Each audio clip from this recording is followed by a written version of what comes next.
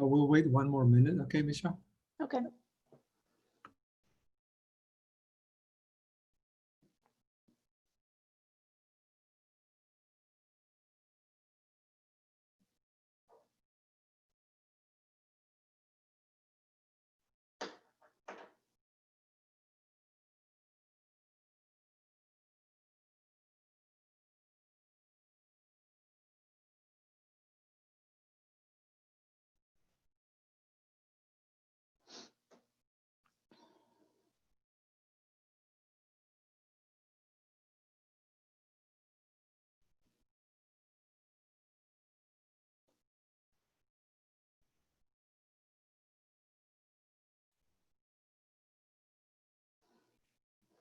Okay, I think we'll get started.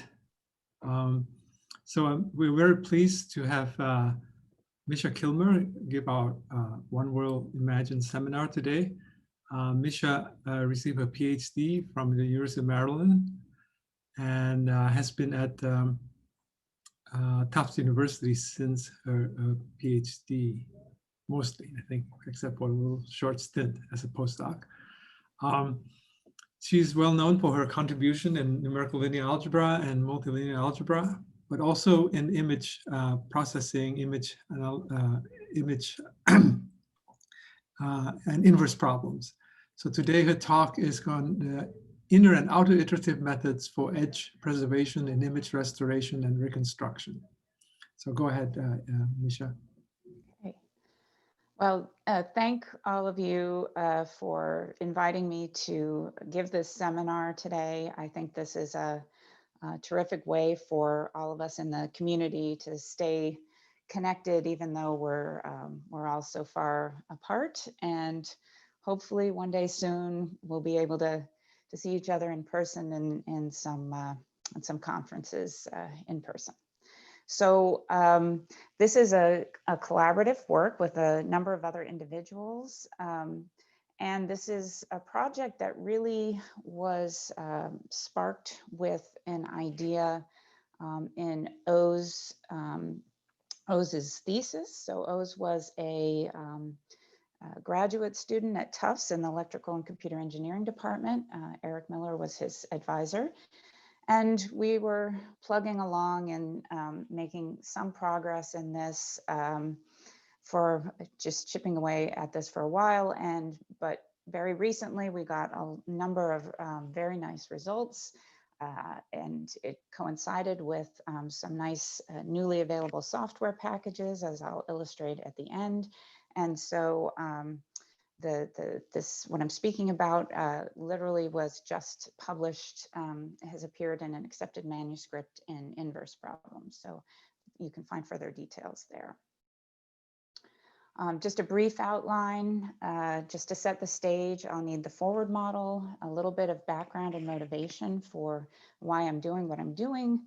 I'll give some details about our proposed method and the efficiencies of our algorithm. One of the theoretical results that helps us to understand and interpret what our method is doing, and then present several numerical experiments and finish off with a summary and some related and future work. Okay, so this is the standard model in linear inverse problems. So this should be familiar to most. Here, my operator A, I'm assuming is not necessarily square. It will either be full rank, but very ill conditioned, or perhaps even rank deficient. The B is my measured data, and that's of course corrupted by some unknown noise. Throughout the talk, this is going to be assumed that it's a Gaussian white noise model. And X true is, of course, the thing that we would like to recover. And our whole talk is about how can we best approximate X true when we know that that is an image which should have some certain level of edge detail to it. So today's talk really is about a Tikhonov based approach. Here, again, just for notational purposes, I'm using capital R of X to always refer to the regularization term that's enforcing this a priori information. And lambda will be my regularization parameter that determines this trade-off between fidelity of the model and damping of the noise through enforcing this a priori information. Really and truly, the role of this scalar value lambda cannot be overemphasized. It really will impact the quality of the solution. But unfortunately, just that one scalar value can mean an additional expense when we're trying to come up with our high quality regularized solutions. And I'll address that later on in this application as well. So typical edge enhancing regularization, probably the two most popular choices are this isotropic total variation, which I have written down the TV functional, what it would look like in the discrete setting, just for reference. And also taking the LP norm of L times X, where L is the discrete gradient operator. So there have been many, many papers written describing how one might go about employing these types of regularizers. Not surprisingly, these choices for R mean that we're going to have to use an iterative technique for to solve the optimization problem. And with each step of the optimization, that usually necessitates solving a large scale linear system or a least squares problem just to generate a search direction.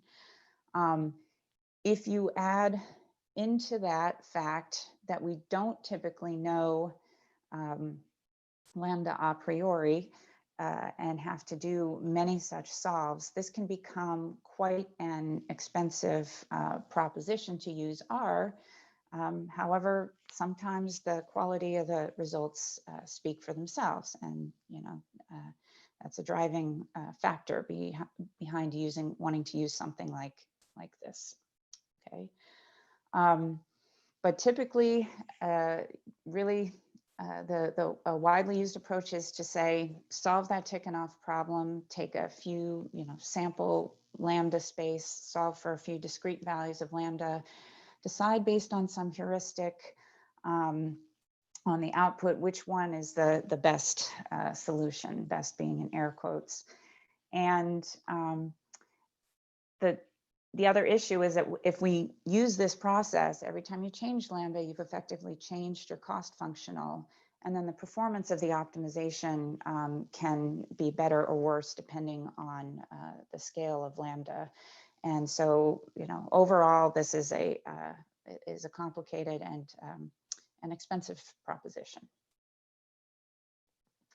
If we go to the other side of the spectrum and we consider smoothing regularizers, where now R of X could either be the 2 norm of X or the 2 norm of the gradient of X or the 2 norm of the Laplacian of X, we like the smoothing regularizers from a computational point of view, because, for example, if I assume for a moment that lambda is fixed and known, then I can employ, say, a Krylov subspace method like LSQR to compute the solution, at least in a straightforward way.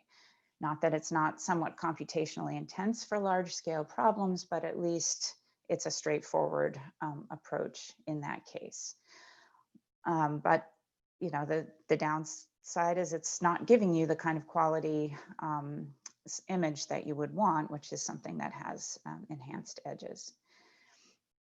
If the lambda is not known a priori, then there have been a host of proposals for hybrid iterative methods, which solve 2 problems at once, basically computing the regularized solution for the right value of lambda essentially at the same time. The basic idea of hybrid methods is that you employ some iterative method, usually a Krylov solver like LSQR, or LSMR and so forth, depending on the problem specifics. You use that iterative process to produce a k-dimensional projected problem, and one that, if k is sufficiently large, you know retains certain features of the original large-scale problem. And then you can apply a two-norm Tikhonov regularization to this projected problem, compute the regularized projected solution, and then project back into your original space to get the a regularized solution to the original problem. And most importantly is that certain methods that are heuristics for choosing regularization parameters, which need things like the residual norm as a function of the parameter lambda, and or the constraint norm as a function of lambda, those quantities are available essentially for free when you use these iterative solvers. And so the act of actually choosing the regularization parameter for these projected problems is actually very, very cheap and efficient. Okay, so to this point, we've discussed sort of the two extremes, right? The one where we've said, let's use the regularization, which is a smoothing regularization that allows us to leverage certain computational efficiencies and using these well-known hybrid methods. Or on the other hand, I use a regularization functional that preserves edges, and I have to worry about what sophisticated algorithms I'm going to need to solve problems in that case, and what what's going to be required of me if this lambda is actually unknown. And so the question is, I mean, is it really a choice, right? Do we really have to sacrifice edge information for computational efficiency, or vice versa? Fortunately, the answer is no, not entirely. There are, in fact, well-established methods for doing what might be the natural thing that comes to mind here, is try to replace this R of X and reformulate it as a sequence of quadratic problems. And then we can capitalize on the computational efficiencies that we have for the quadratic regularization term.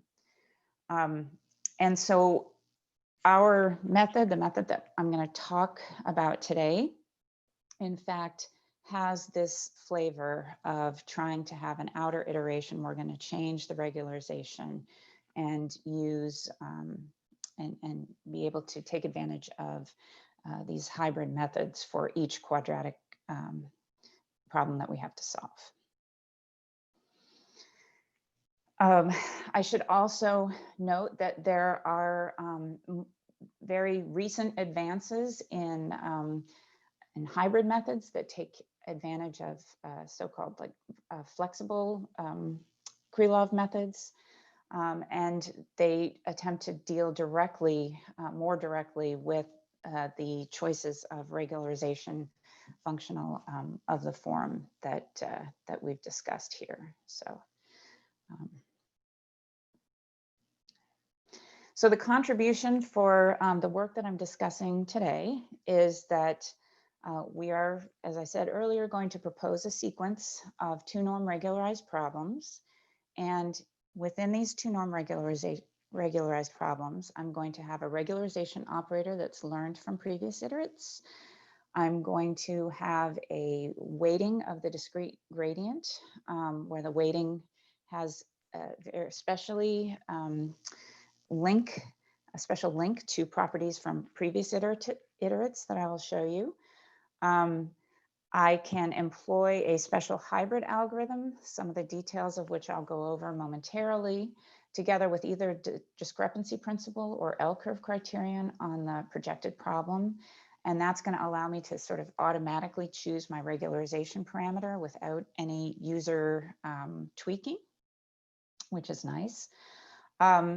The hybrid method that I'm going to use will allow for both rectangular regularization matrices, as well as rectangular operators A. And we have some theory that tells us a little bit about how we can expect the behavior of the problems as we move from one iteration to the next. We have also a proposal for an outer stopping criterion. And so as I'll show you, the method can be really hands-free. You just set the range of lambda values where you want this method to try and hit go, and it should produce an output. So more specifically, the sequence of problems that we want to solve has this form. We are solving a problem that involves a two-norm for the misfit term, regularization parameter.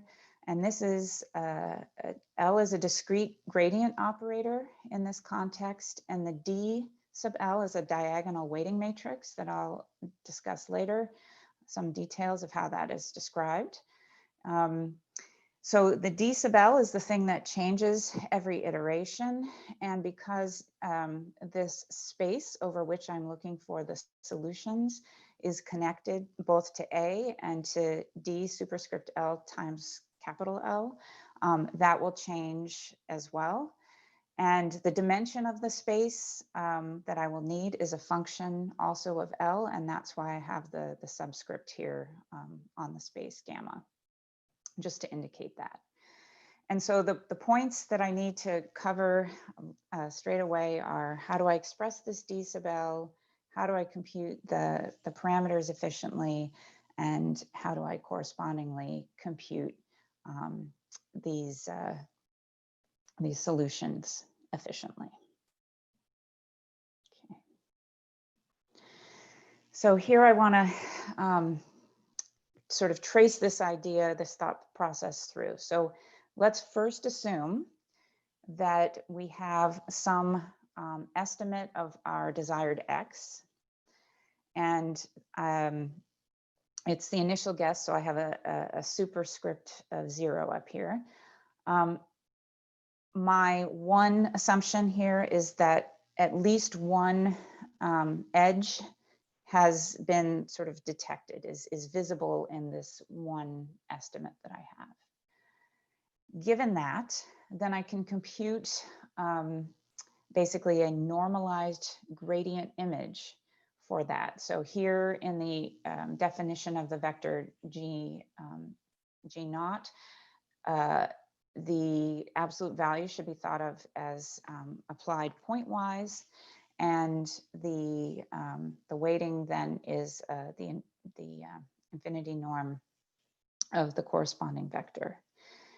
So if we take a look at what the entries in this vector correspond to, it would have largest values equal to 1, where the dominant edges are located, but those are precisely the values that we don't want to penalize. And it would have smaller values corresponding to pixels where they're still corrupted by noise, but those are the pixel values where we do want the regularization to be effective and work. So I have computed a quantity that's in some sense the opposite of the thing that I need to do to design regularization. So what I'll do instead is I will consider a new image, call it D superscript 1, and pointwise subtract the elements of this absolute normalized gradient image, component-wise raised to the qth power, subtract that from 1. And now I have actually something that I need and can leverage to design regularization.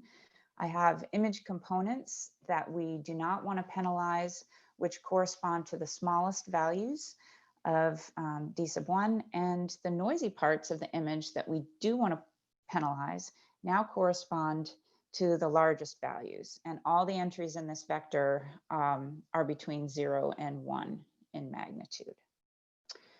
So if I make my weighting matrix from this vector by just turning it into a diagonal, now I have a Tikhonov regularized problem that I can define with a new regularization term. R of x is the 2 norm of d superscript 1 times L of x. And I want to solve that for solve the corresponding Tikhonov problem for a suitable value of the regularization parameter. So continuing with this thread, suppose now that I have the right choice that I want for this parameter, and I've computed the corresponding Tikhonov regularized solution for that parameter, and I call it x superscript star 1. If indeed this new estimate is an improvement over the previous, in the sense that I have obtained additional information about edges that I can now see in this new estimate that I didn't see in my initial estimate, then if I reweight and normalize the gradient image corresponding to this new solution, I should pick up brand new edge information. So I sort of repeat this process. I need a new image D2 that basically takes whatever new edge information that I have just gleaned and makes sure that I don't try to penalize or smooth that out with a regularization. But the terms where the noise still exists, I need to have larger values. And I have a new diagonal weighting matrix D2, which now is a product of the old weighting matrix D1 and made from the diagonal matrix D2. So now I know that D2, because it's a product of these two, all the entries are still guaranteed to remain between 0 and 1.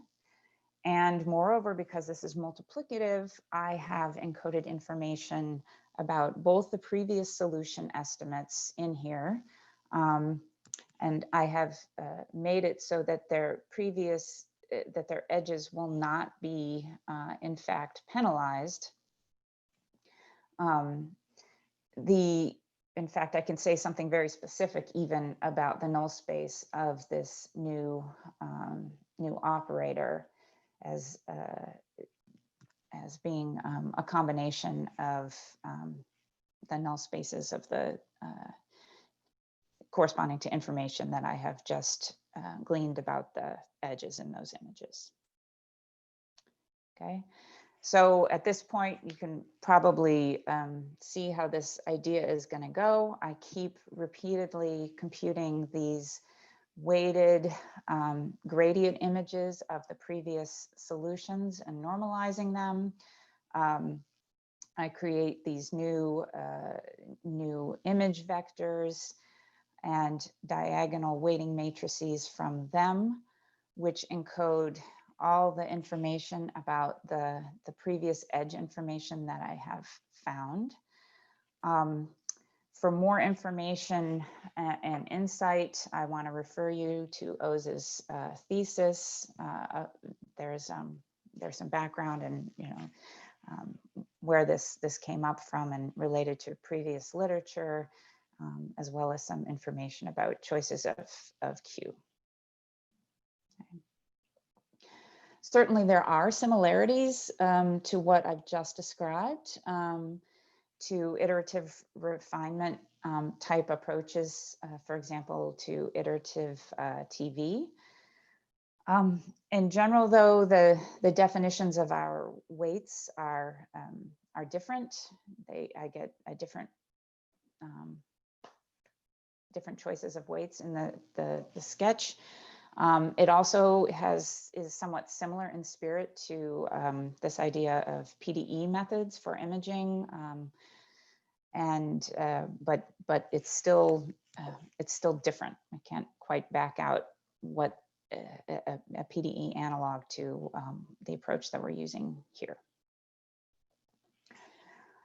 Just a few words about what's special surrounding the hybrid method that we're using to do the automatic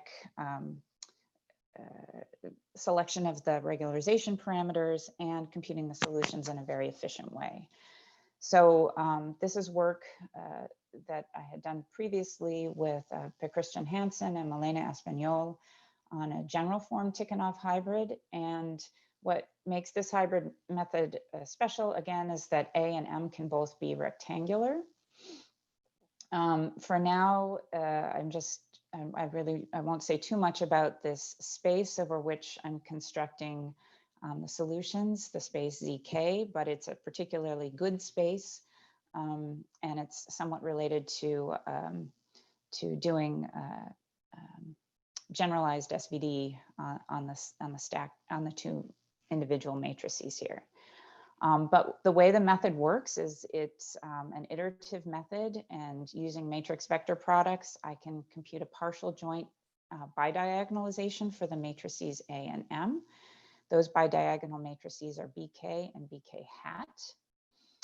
And with utilizing the fact that I have matrices which have orthonormal columns and properties of the 2 norm, I can recast this original problem of minimization over X and ZK to an equivalent one where it's for K small, it's a relatively small problem. It involves stacked bidiagonal matrices. And so for K much, much smaller than the dimension of the full scale problem, I can compute basically this Tikhonov regularized solution to the bidiagonal problem, and at least implicitly find a regularized solution to the original problem with this back transformation. So some details of this are that it's not even as bad as all that. The bidiagonal structure leads to nice recurrence updates in K. For each fixed lambda, I can get all these family of xk lambda iterates with recurrences on K. The quantities that I need to make decisions about regularization parameter selection based on either discrepancy principle or L curve, those are here available to me also with through recurrences. I basically get that information for free without extra even matrix vector products.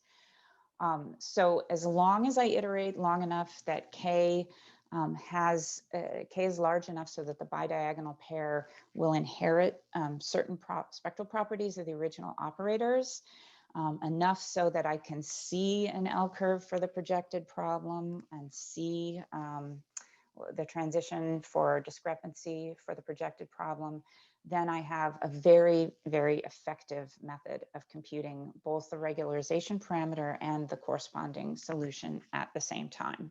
And this all involves just matrix vector products with A and M and their transposes. So the main algorithm, the pseudocode is fairly straightforward to describe.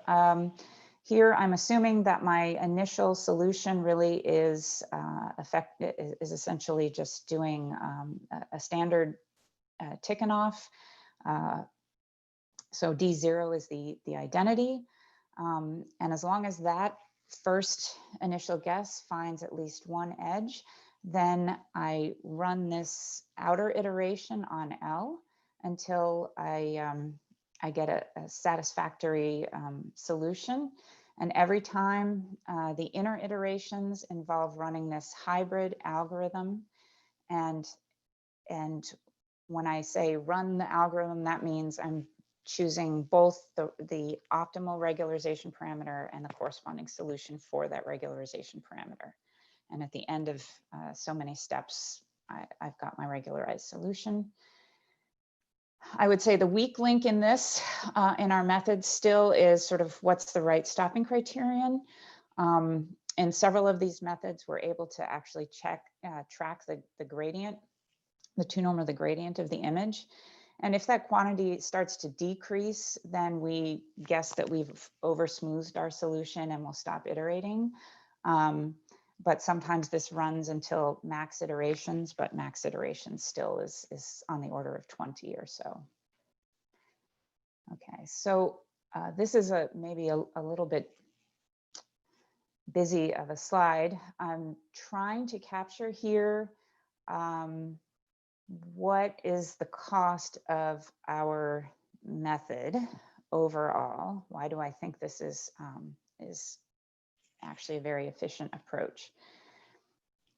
First, I have to think about what one step of the hybrid method costs.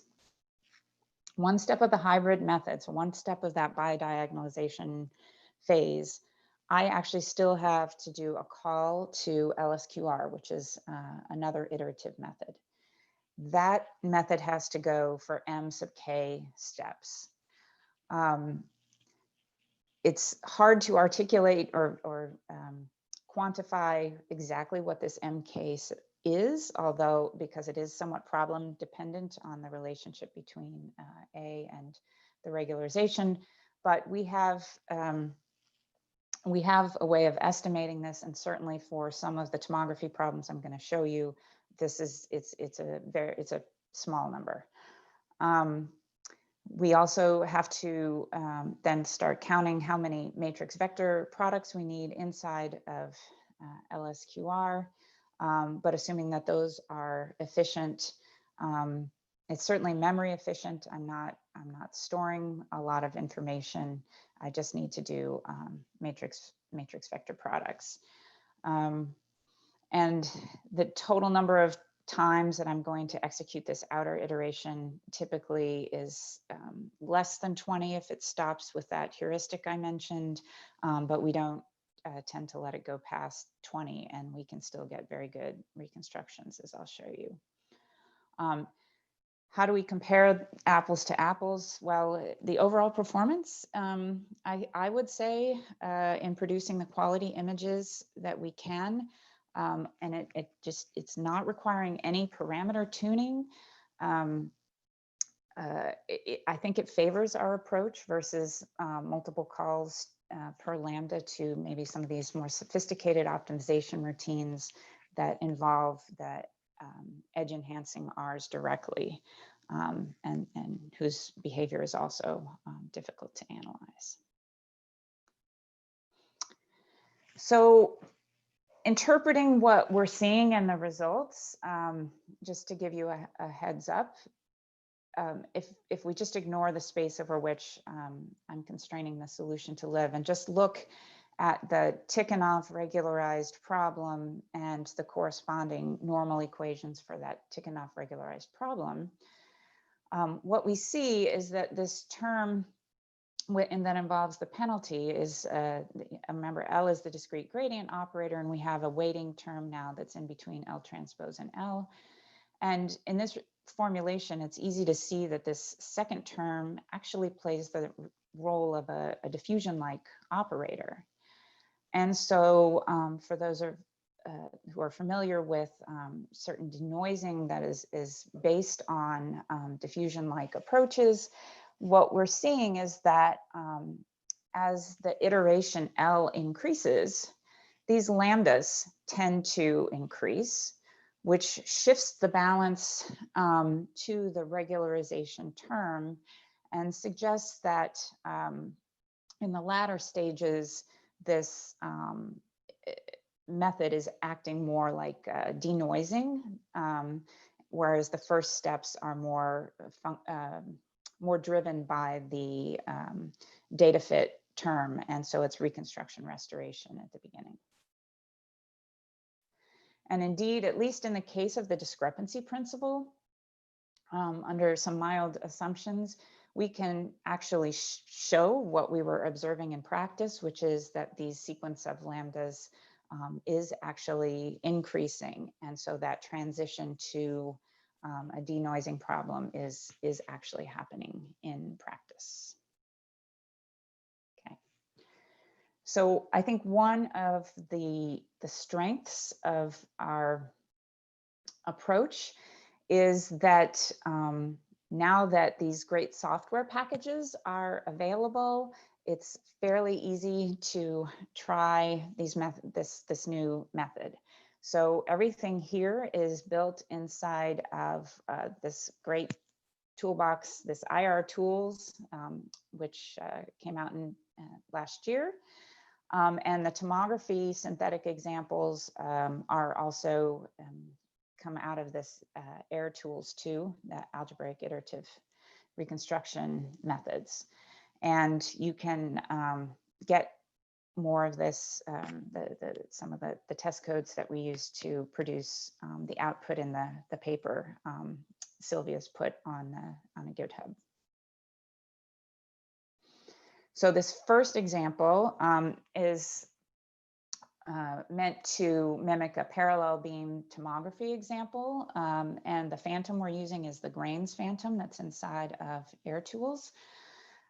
This is, means that my matrix A is not going to be square. We add 0.1% noise. And really, I generate the matrix, the noisy data.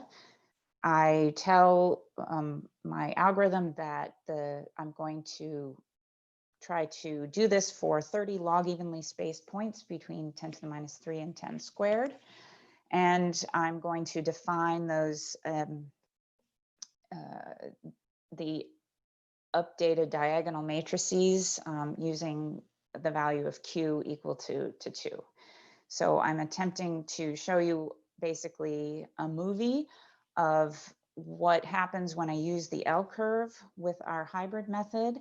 And it takes 13 outer iterations until we hit the stopping criterion or stopping heuristic we had for the number of outer iterations. So if you look closely, hopefully you're seeing there's actually a movie playing after some number of iterations, maybe 6 or 7 in the eyeball norm. It's very difficult to actually see what the improvement is. But 13 steps of I just hit go and let it run on its own with no tuning, and that's the output that we get. Just to show you that we're onto something here. So here are the actual weights. So the component, the first part of the D vector at iteration 2 wrapped back up to display as an image, and then the second component that corresponds to vertical edge weights wrapped up and displayed as an image at iteration 2.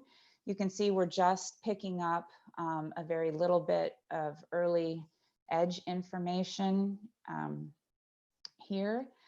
And when we get to the weights at the final iteration, you can see that they are very evident that we have corresponds to actually the edge enhancement that we saw in the reconstructions. These are log scale plots. So in fact, remember, we do not want to penalize the actual edges that are there. So the actual edges in these weight-based images are the very small numbers that you see, the blue. Okay. I also ran this with the discrepancy principle as a method of choice inside the hybrid method. There are some performance differences in terms of the number of outer iterations to convergence, for example, and how the parameters that get selected. But overall, eventually the errors are comparable in terms of the quality of the solution. And certainly this is it with discrepancy. It takes a few more steps to get where it needs to be, but it still gets there. And again, it was just you know, hit go and let it run, and this is what we get. If you're curious about what the impact of this Q that defined the weighting matrix terms would look like for this tomography example for one particular set of noise realizations, you can see that there is in fact an impact of Q. The results that I showed you were for Q equals 2. And of course, when you change Q, then the values of the selected parameters change accordingly. In order to also compare apples to apples, we really wanted to compare to something that was the closest in spirit to our type of approach. So what we picked was this IRN TV technique, because it is also an inner-outer type of method where the weights change in the outer iterations, but they change in a different, they have a different description for the way the weights change. In the original paper, they do assume that lambda is fixed, and they propose using then as their iterative method for the interior point, they're just going to use CG. But we, in some of, I'm only reporting on just a few of the experiments that we did in the paper. But one thing we wanted to do was make sure that, you know, we could come as close as possible to what we did. So we also consider modifying this approach so that the weights are slightly different, and updates for anisotropic TV. And we replace their calls to CG, assuming that lambda is fixed, with our hybrid algorithm, because there's no reason why we can't do that. So that allows us to better compare really what is the impact of the differences in the weighting matrices that we observe. So this is an example where we, again, used IR tools and with a call to air tools. And it's a very limited angle tomography problem. We're using the Shep-Logan Phantom here, a little bit more noise than in the last example that I showed you. And you can already start to see in these plots as a function of outer iteration that initially this IRN TV does better in the first few iterations in terms of relative error to the true solution. But eventually it just kind of plateaus, whereas our method keeps improving. And in fact, in part, the stagnation kind of consistent with the fact that that the regularization parameters are not changing necessarily either, whereas ours are. And just to show you, so this was one that went to the full 20 iterations max stopping criterion. The top row is our method, first at iteration 2 and the corresponding selected lambda. I think this was with discrepancy principle. And after iteration 20 and the corresponding lambda. And this is the IRN TV for the same iterations. And you can see that after 20 iterations, it still has noticeable artifacts in the image. So that's, again, a function of the differences in the weights, because the internal hybrid method is shared. Finally, it's not just applicable for reconstruction. We can do this for restoration problems too. So the one test problem I'll show you here is Gaussian blur, where I have symmetric Gaussian blur. And again, going to compare against these two other approaches. And the first column is our method, comparing at iteration 2 and at iteration 12 versus IRN TV and IRN TVA. And you can see that we basically, in the IRN algorithms, were getting some kind of blocky artifacts, which are also visible in the corresponding weight matrices that we just never get rid of. But here we're able to get this gradual change pretty well as some of the piecewise constant components in the solution. So in summary, I hopefully have gotten you excited about this new inner-outer iterative algorithm, which leverages this sequence of Tikhonov regularized problems and the benefits of hybrid parameter methods. It's basically no tuning. It's just plug in which values of lambda you want to try and let it run. We have this interpretation as a denoising problem.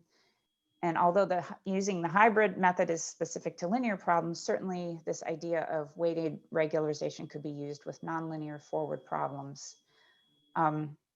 Other hybrid algorithms based on transforming to standard form might be an option that we could try, or employing some flexible hybrid method to avoid the nested cycles. Alternatively, we could abandon the hybrid inner iteration and see if we can get something that's more efficient. And I have colleagues with whom I'm exploring some other ideas for this. Certainly, like I said, we need some possibly better heuristics for this, stopping the outer iteration, and perhaps thinking about forgetting some of the information in earlier steps, if in fact that's sort of artificial edge information, is something we want to think about. So with that, I thank you for your attention, and I'm happy to take questions. Thank you very much, Misha, for a very interesting talk. Are there any questions from the audience? If you have a question, you can send something to the Q&A or to the chat, and I will allow you to speak.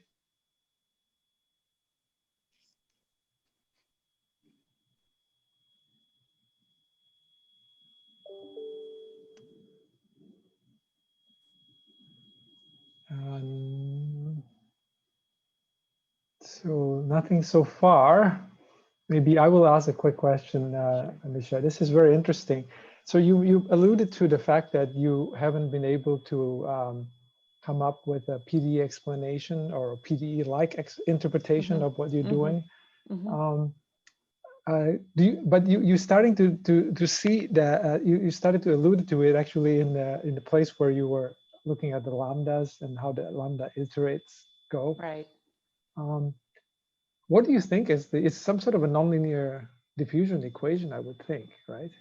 That's the sort of the closest approximation that I could, I guess, come up with, but we certainly haven't been able to find any sort of closed form expression to which this, this corresponds. But it certainly has that similar feel. Flavor, yes. The other thing that's very, I think you're doing, this is a very important aspect of inverse problem, which is how do you pick the regularization parameter? We always assume that somebody will give it to us. Right. So this is very nice that you can incorporate the selection at the same time. Now there are other approaches that people have tried, which includes machine learning, trying to machine learn the. You mean the parameter for the parameter? The parameter, or for the entire filter, for the entire regularization operator as well. Do you see any connection between them, or how does it compare with yours? So I'm not sure I would know with regard to learning the regularization parameter, what the connection is for. I mean, for learning the regularization operator, in a sense, this is a bootstrapping method, right? It's learning the operator from previous iterates, but it is specific to the image itself, right? So it's really is picking up edge information a bit at a time. So I don't know that, for example, the weighting that we would learn from something like this could be in any way incorporated into a larger process for learning regularization operators or not. I think it feels to me like it's sort of the tuning is happening for the particular image. Yeah, the other thing I think that's interesting is that you don't need to have a lot of examples to learn from. Right. This is a really a non-direct approach of taking data that's given to you and working with it. There's someone who wants to, I'm getting echoes here. Well, maybe I ask a question. Yeah. So, Misha, Yes. so you have, I missed the part where you say you want to use your method to the TV norm regularization. So how maybe you explain more, how do you do this if you want to do that? So the approach, you mean? So yeah. Sorry, yeah. So this is also a method which in the original paper is of an inner-outer type.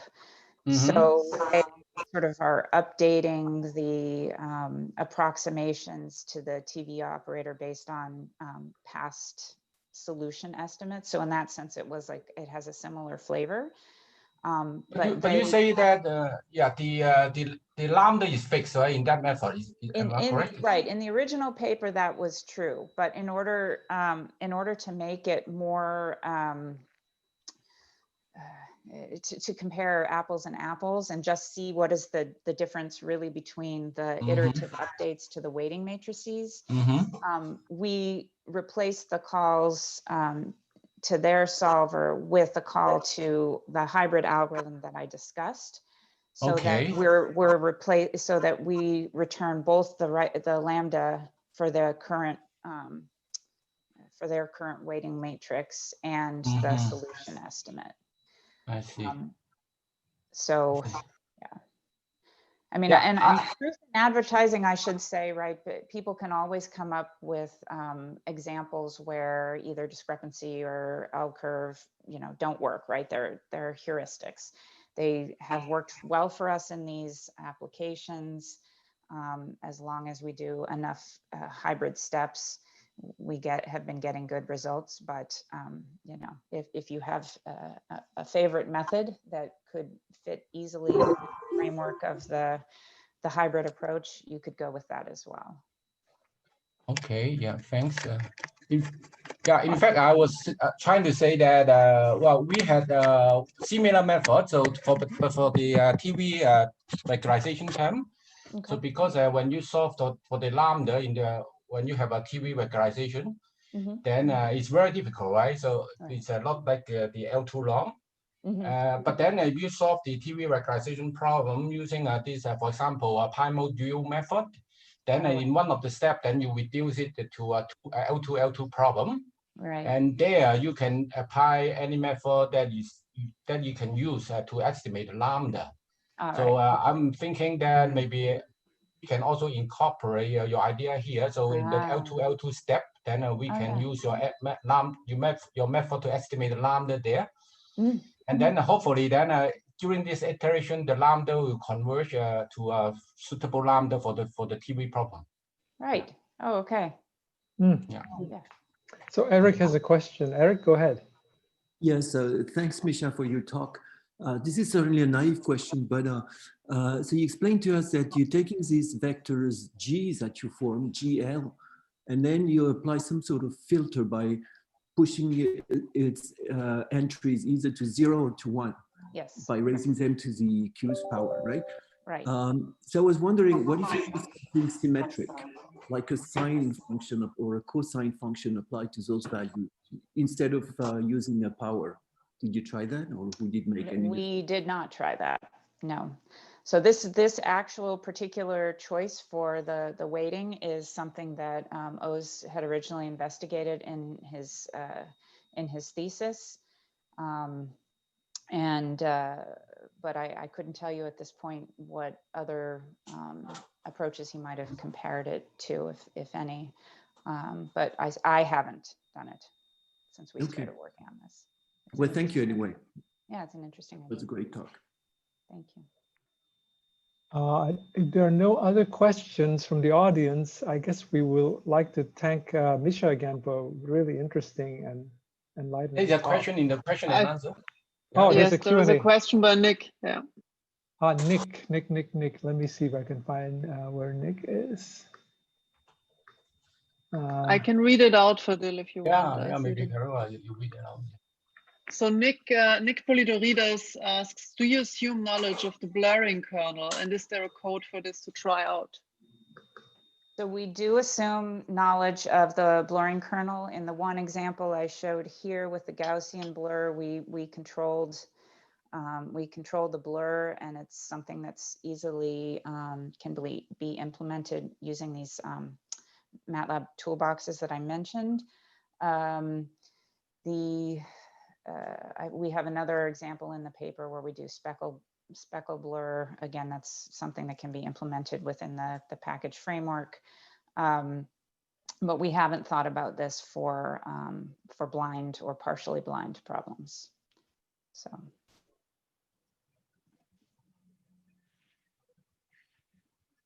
And for Dil, you see that Ursula also raised her hand? Yes. Okay. All right. Allowed to talk.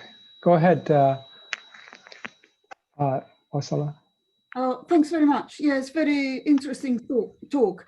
I was wondering, I don't know if I missed something, but the method you explained has a variable regularization parameter lambda, which is chosen at each step. I understand the choice is not automatic, is it? It is in the sense that we're using a heuristic. So we're, when the hybrid method executes, I take k steps of this hybrid method. I end up with a bidiagonal regularized small dimensional k-dimensional problem, essentially. Yeah. And I just make a call to either L curve or discrepancy for that problem, but I have the quantities that I need already for free from the hybrid method. So it's very straightforward to just use one of the heuristic codes that are available to, select the corner, basically. I don't touch it. If there's just a call to L corner. So. Right, because I understand that often doing this by discrepancy or other method or the L curve can be computationally expensive. Right. But in your case, because you're already restricted, so you have this a priori information, it's not really? It's not really. Yep. Right. So okay. I'm getting basically all of the points, for example, all of the points on the L curve, I'm essentially getting for free. I just need to do one call to the hybrid routine, not for each different value lambda, but just for just based on a bidiagonalization of the two matrices involved. So it's a one-shot deal, but I get all the other information for free. Okay, thanks. Okay, I think we're going to sign off. Thank you again, Misha, for a great talk. We'll Thank you all. See you guys next week. Bye-bye. Bye.